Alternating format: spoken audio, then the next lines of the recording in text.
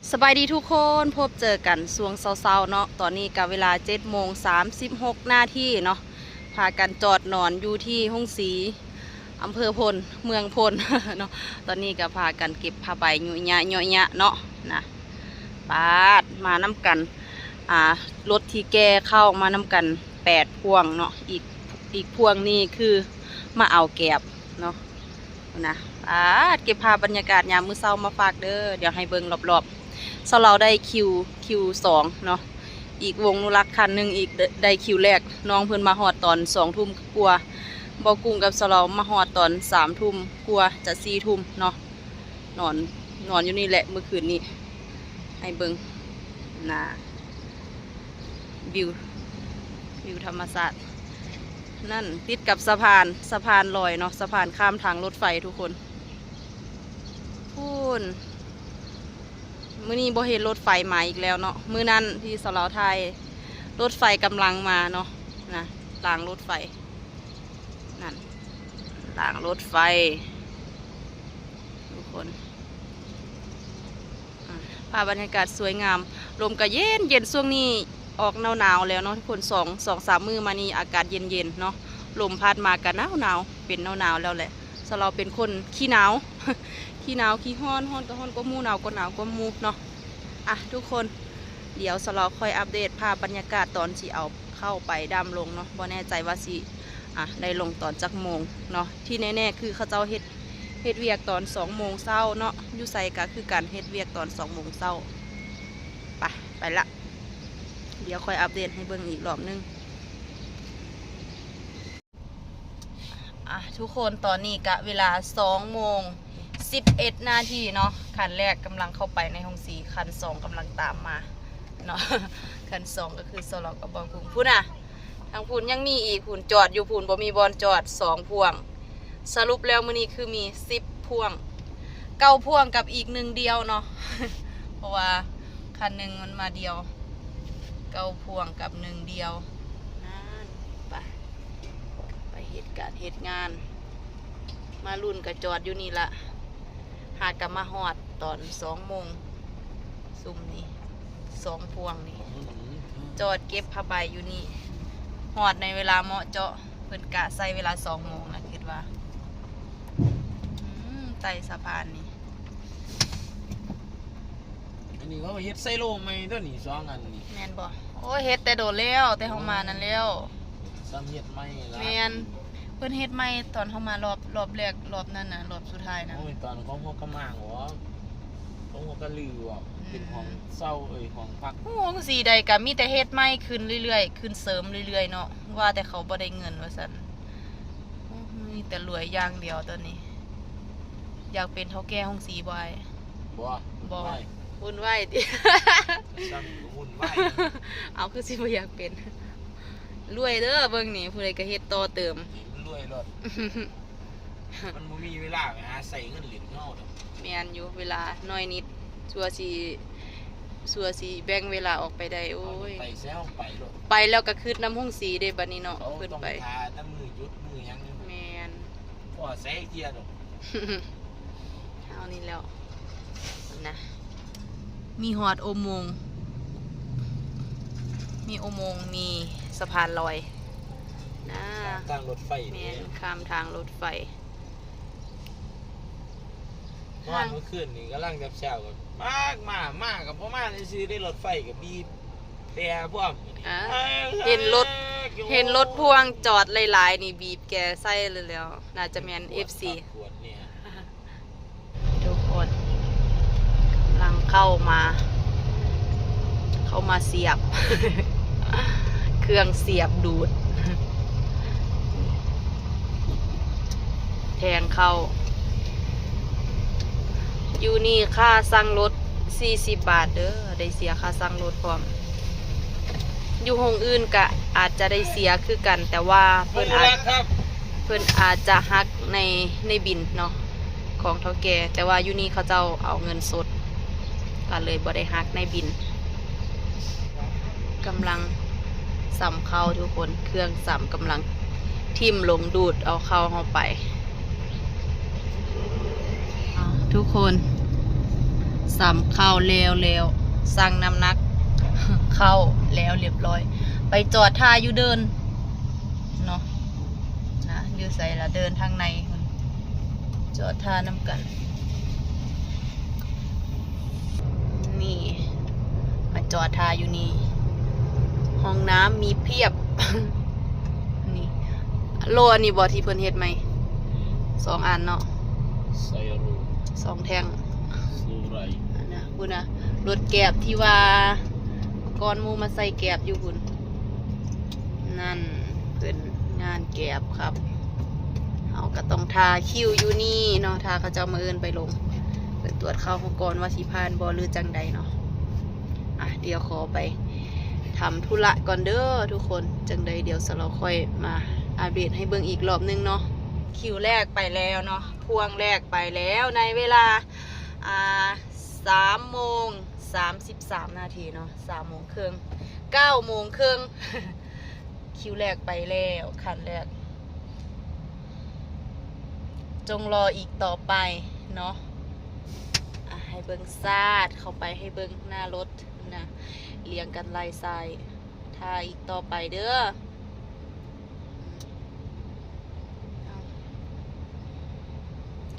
โอ้ดำอยู่นี่เลยบอกหรือว่าอยู่ในโกดังนั้นมองเขาดันไว้นะ โอ้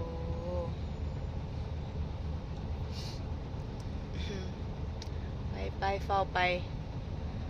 ปดำลงเฝ้าไปเอางานเที่ยวไม่ มีหน้าหลายนะตัวนี้ มาถอยเอาว่าเนี่ยนี่ลองเฝ้าถอยเข้าไปเลยก็เรียก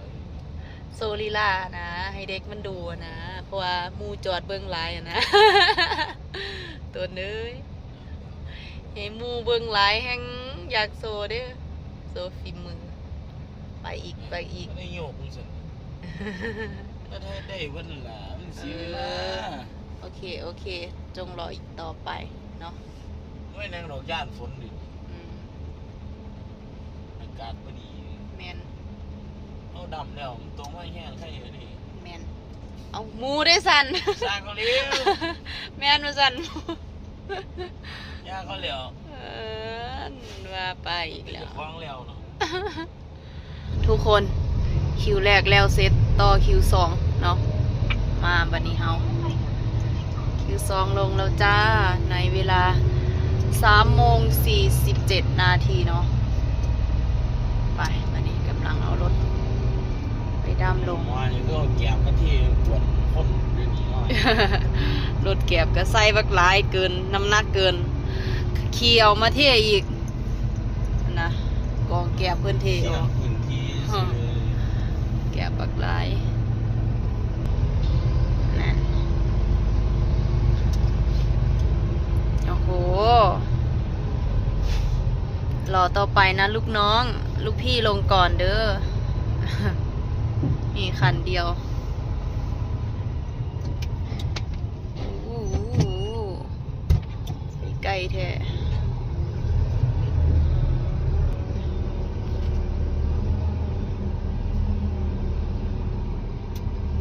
โซฟีมือนะถอยดีๆอย่าให้อายลูกน้องนะลูกน้องจองเบิ่งตั้งหลายชีวิตนั่นน่ะ ตั้งหลายคนเด้อลงไป1 นาทีเอาทุกคนดำลูกแล้วเสร็จเรียบร้อยเนาะในเวลา3:50 นาทีเนาะนั่น9:50 นาทีจะ10 โมงแล้ว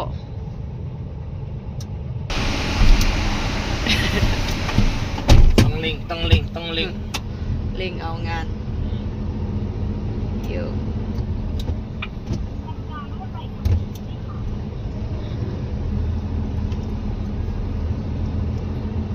เล่งเอางานในเลี้ยวเขาก็อึดว่าสันคนหอดมาขายเขา มันถือกลายเนาะ ถือไรแล้วมากะหอดแนมขายก็หรือวะ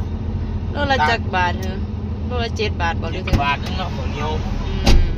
เจ้า17 บาทกว่าอยู่ ยังไข่เขาเจ้ายัง11 บาท11 11 บาทกลัวนิดแล้วข้าวเหนียวนี่แล้ว7 บาทหนึ่ง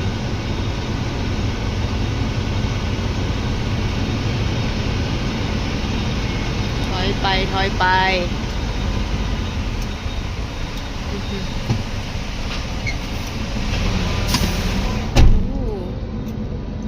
เบิ่งข้างหลังมันน่ะหลังดำเข้าไหลผัก มาสินอนก็เอาโอ้ไปตากก็เอามาใครเนี่ย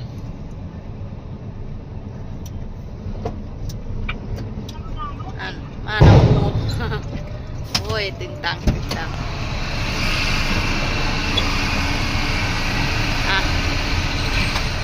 ไปเทลง ได้คิวก่อนซุ่มรถใหญ่ฝุ่นเด้อนั่นเด้อเอาไปถอยอ่ะ โอ้ใช่เกียบคุณ เนียน ใช่เกียบกูยาว ทุกคนแล้วเสร็จดำแล้วเสร็จทั้งแม่ทั้งลูก ก็ยากเลยดำเขา ในเวลา9:53 นาทีเนาะ ขึ้นเขาอันนี้มันยาก แม่น ถ้าอีเต็มพ่วงแต่ละมือ3 หม่อง 4 หม่องเล่อยู่พวกปานรถขายโอ่งเว้ย ก็ได้เฮ็ดคือเก่าติเลือกว่าได้ ตัวเกิดมาขับคัน แม่นเกิดมาขับคักๆปะนะอ่ะทุกคนสลอกกับบอกุงกะดำเข้าลงแล้วเสร็จเนาะต่อลูกต่อแม่แล้วบ่แน่ใจว่าสิได้ไปทางใดนะเนาะจึงใดเดี๋ยวสลอค่อยบอกอีกเทื่อนึงเนาะว่าสิได้ไปทางใดว่าตอนนี้หากะลงเข้าแล้วยังบ่ทันได้โทรไปถามเท่าแก่เนาะว่าเพิ่นสิให้ไปทางใดนะนะค่ะ1หากะสั่งแล้วเสร็จนั่นสลอกับบอกุงกะสิตามไปเนาะสั่งรถแล้วเสร็จกำลังจะออกจากโรงสี กำลังจะออกจากห้องสี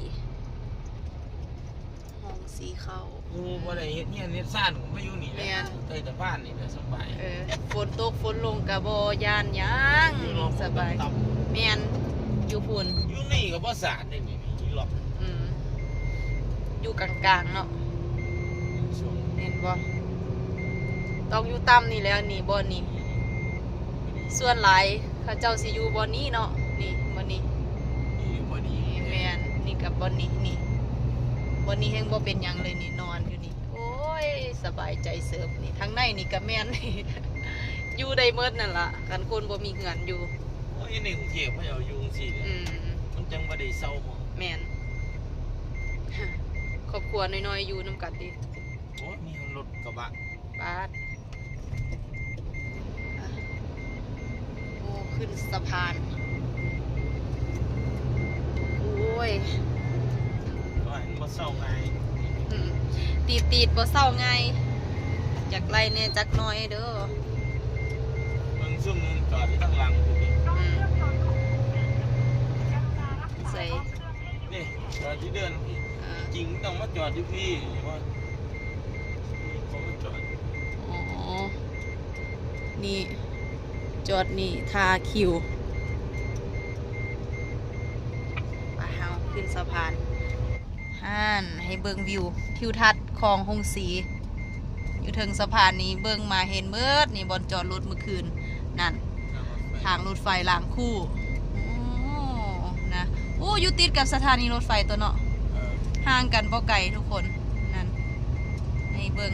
โอ้คือดีแต่ว่าวิวดีแต่ว่าอยู่ถึงสะพานนี่เบิ่ง เอาไปทุกคนเดี๋ยวคอยอัปเดตให้เบิ่งอีกว่าสิได้ไปทางใดค่ะทุกคนสรุปคือได้มานอนท่า ได้มานอนท่าตักข้าวอยู่อำเภอน้ำพองเนาะตักข้าวอยู่อำเภอน้ำพองแต่ว่าบ่ฮู้ว่าสิได้เข้าบ่เนาะบอกว่าให้มานอนท่